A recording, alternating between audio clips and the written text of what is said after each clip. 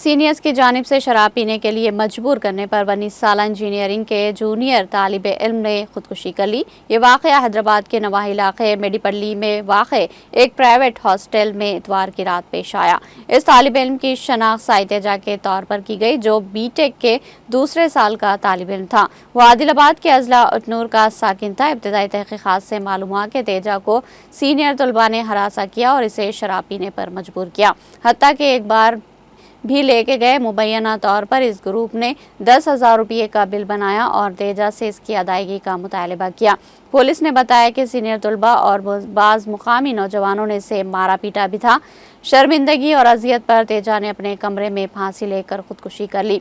ताहम उसने अपने वालिद के लिए एक वीडियो पैगाम भी रिकॉर्ड किया। इस वाक़े के साथ तलबा और तालिब इल्म के अरकान ख़ानदान में बरहमी देखी जा रही। पुलिस ने सिलसिले में मुकदमा दर्ज करके हरासानी के जिम्मेदारों की निशानदही के लिए तहकीकात शुरू कर दी।